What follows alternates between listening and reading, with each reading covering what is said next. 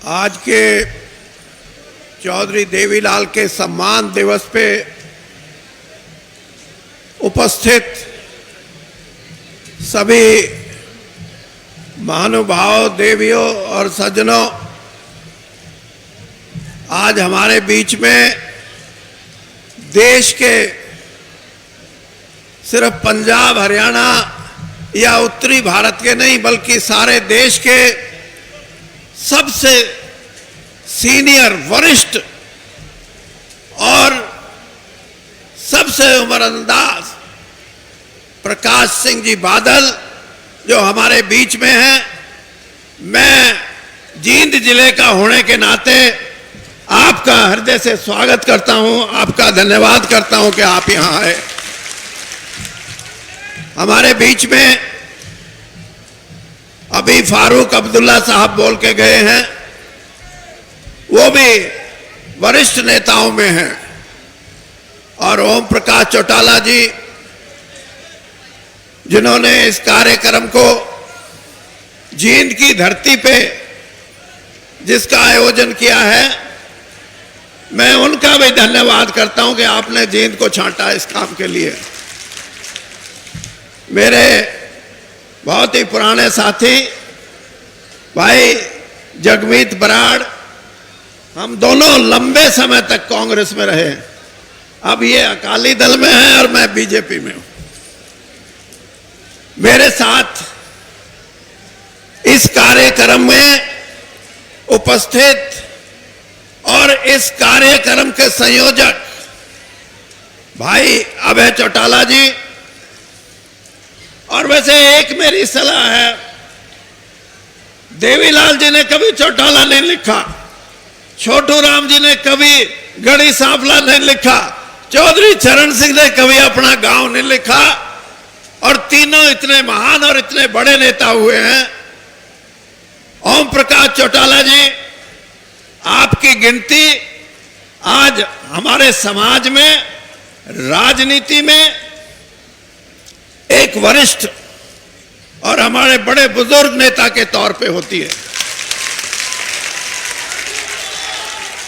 आप चौटाला लिखो ना लिखो, ओम प्रकाश नाम जब लिया जाएगा तो पहले ये सोचेंगे ओम प्रकाश। वैसे तो ओम प्रकाश नाम बहुत हैं, लेकिन इन्होंने हरियाणा की राजनीति में अपनी एक जगह बनाई। हरियाणा की राजनीति हमेशा चौधरी देवीलाल जो एक कर्मठ और एक ऐसे नेता थे जिन्होंने इस गांव के समाज को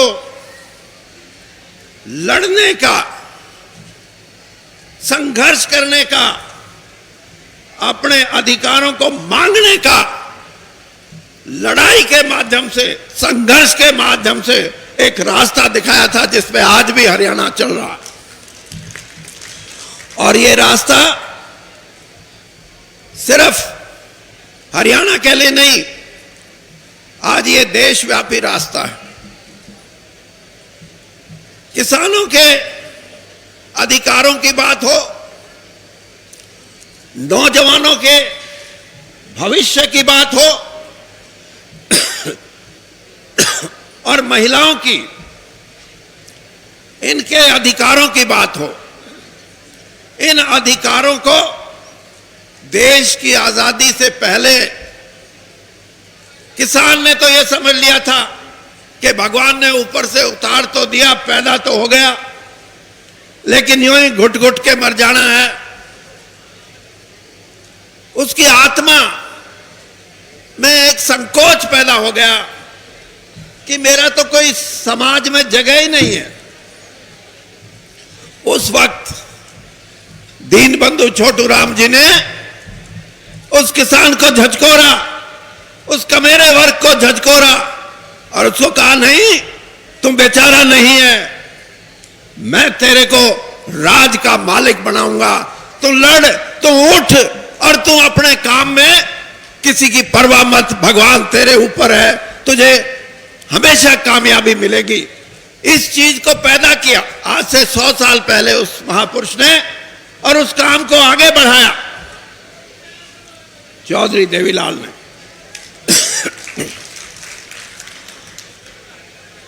और आज जो संघर्ष की बात है, वो संघर्ष एक दिन में पैदा नहीं होता, एक महीने, एक साल, 10 साल में पैदा नहीं होता। संघर्ष के लिए सदियां लग जाती हैं। मैंने 1977-78 में पहली बार जब मैं एमएलए बन के गया, मैंने अकाली दल का एक हरियाणा विधानसभा के सामने अकाली दल का एक बहुत बड़ा कार्यक्रम विधानसभा का घेराव करने का था। मैंने उसको ऊपर से देखा, 4th फ्लोर पे हरियाणा सेक्रेटरीट से, कि बादल साहब बीच में चल रहे हैं और सैकड़ों कार्यकर्ता पुलिस की लाठियों को अपने हाथों पे ले रहे हैं, अपने हाथों पे ले रहे हैं। यह है संघर्ष की निशानी। और इसलिए देवीलाल जी ने जो किया, वो भारत के इतिहास में एक और बात भी मान, कि अगर कुर्बानी करने की बात आती है तो वो भी देवीलाल जी से आपको प्रेरणा लेनी चाहिए। आज तो लोग गांव की सरपंची के लिए, जिला परिषद की मेंबरी के लिए, एमएलए बनने के लिए, एमपी बनने के लिए, मंत्री बनने के लिए, मुख्यमंत्री बनने के लिए मर्यादित राजनीति को भूल जाते हैं और यह देखते हैं कि हमें कैसे मिले। लेकिन प्रधानमंत्री का सरपंच अपनी सरपंच नहीं छोड़ता। प्रधानमंत्री का पद त्याग करना, यह उस महान व्यक्ति की एक कुर्बानी की मिसाल है। मैं तो आपसे यह कहूंगा कि जितना योगदान इस समाज को जगाने में आदरणीय देवीलाल जी का रहा है, वो आपके अंदर एक ताकत, एक ऊर्जा बढ़ा के छोड़ के गया। उन्होंने ये कहा है कि संघर्ष ही एक रास्ता है, जिसके साथ संघर्ष में कई बार ये जरूर होता है, नेतृत्व की कमी हो जाती है, लीडरशिप नहीं मिलती। जब कांग्रेस पार्टी बनी थी, तो जब तक महात्मा गांधी देश की आजादी की लड़ाई लड़ने के लिए आगे नहीं आए, 60 साल तक कांग्रेस पार्टी रही। लेकिन आजादी की लड़ाई अगर लड़ी तो महात्मा गांधी के आने के बाद। क्यों? क्योंकि देश की जनता ने सोचा, यह है नेता, ये लेके जाएगा अंग्रेज को बाहर और हमें आजादी मिलेगी। इसी प्रकार से 1975-76 में जब नौजवानों की क्रांति हुई, जिसको संपूर्ण क्रांति बोलते हैं, जिसमें सारी कांग्रेस का सफाया हो गया था, उसमें लीडरशिप, उसमें लीडर उभर के आए जयप्रकाश नारायण, और देश की जनता ने यह कहा कि यह है आदमी, इसके साथ जुड़ो, कामयाबी मिलेगी। देश को एक नई व्यवस्था मिली। इसी प्रकार से चौधरी देवीलाल ने, आंदोलन तो बहुत हुए, लेकिन उन आंदोलनों में सबसे बड़ा जो आंदोलन हुआ वो न्याय युद्ध का था। वो कामयाब क्यों हुआ? क्योंकि एक देवीलाल जी के रूप में एक नेता सामने आया, लोगों ने कहा इसके साथ लग जाओ, 36 बिरादरी उनके साथ लग गई, वो आंदोलन सफल हुआ। आज भी जिस आस में आप और हमें, आज मैं आपको ये बोल के जा रहा हूं, मेरे शब्द लिखना, जगमीत बलहाट से मेरी बात अभी हो रही थी। आज किसान के अधिकारों की जो लड़ाई है, उस लड़ाई को भी कोई देवता आएगा, कोई ऐसा पल आएगा, कोई ऐसी परिस्थिति पैदा होगी कि किसान भी ये कहेगा कि ये है, लग जाओ सब इसके साथ, और वो कामयाबी मिलेगी। ये लड़ाई मैं इसलिए कहता हूं कि आज से 30 साल पहले आर्थिक सुधारों का युग आया था नरसिम्हा राव जी के समय में, और ये कह रहे थे कि आर्थिक सुधारों में देश धनवान बन जाएगा। देश तो धनवान, देश के लोग तो आप अखबारों में भी पढ़ते होंगे, 4 साल पहले आया कि 312 लोग करोड़पति बन गए और 34 लोग अरबपति बन गए। 2 साल पहले आया कि 700 लोग करोड़पति बन गए।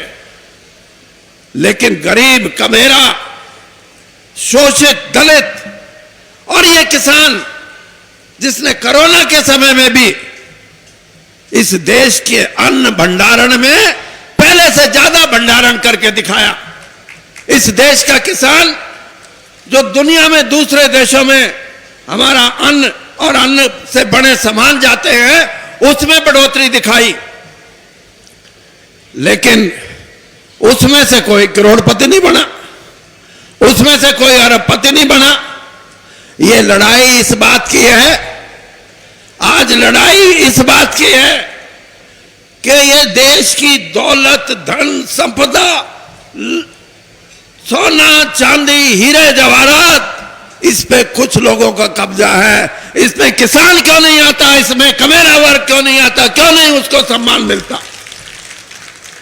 जिस दिन इस देश का आदमी यह समझने लगेगा कि मैं भी इस देश का नागरिक हूं, मेरे को तो सम्मान नहीं, मेरी आर्थिक अवस्था तो बड़ी नहीं, तो भाई फिर आपको लगेगा कि कुछ ना कुछ परिवर्तन आया। मेरी एक सोच है, जमाना बदल रहा है। पहले जिसको हम प्रजातंत्र कहते थे, जिसमें 51 वोट ले गया, 49 वाला खारिज, 51 वाला आगे। अब ऐसा समय आएगा, मैं आज आपको बोल के जा रहा हूं कि जिस इंसान के साथ, जिस नेता के साथ और जिस व्यवस्था के साथ 80-85% लोग नहीं जुटेंगे, वो प्रजातंत्र नहीं, एक नए प्रजातंत्र का उदय होगा। और ऐसा प्रजातंत्र जिससे कि देश के लोगों में यह संदेश जाएगा कि यह है प्रजातंत्र जिसमें हमारा भी हिस्सा है, हम भी उसके अंदर हैं। तो ऐसी व्यवस्था को कायम करने के लिए आपके प्रयास अगर रहेंगे तो आप आगे बढ़ोगे, और व्यवस्था को खराब करना हो तो जाति पाति को लड़ा दो। हरियाणा के अंदर ऐसी बात चले कि हरियाणा में हमारे जो पुराने संस्कार हैं, पुरानी सभ्यता है, हमारे को बांटने की कोई कोशिश करे, मैं आज आपके बीच में कह के जा रहा हूं, ऐसी ताकतों का मुंह तोड़ जवाब देना है। हमारे भाईचारे को कोई खराब नहीं कर सकता, अगर करेगा तो उसको उसका नुकसान उठाना पड़ेगा। इसलिए आज देवीलाल जी के चरणों में मैं जहां अपनी श्रद्धांजलि अर्पित करता हूं, मैं ये कहता हूं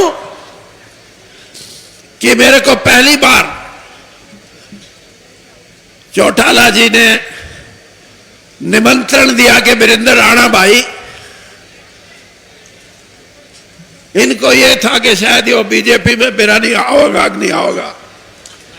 हाँ, मेरे लिए देवीलाल जी, मैं जानता हूं, मैं 1977 में एमएलए बना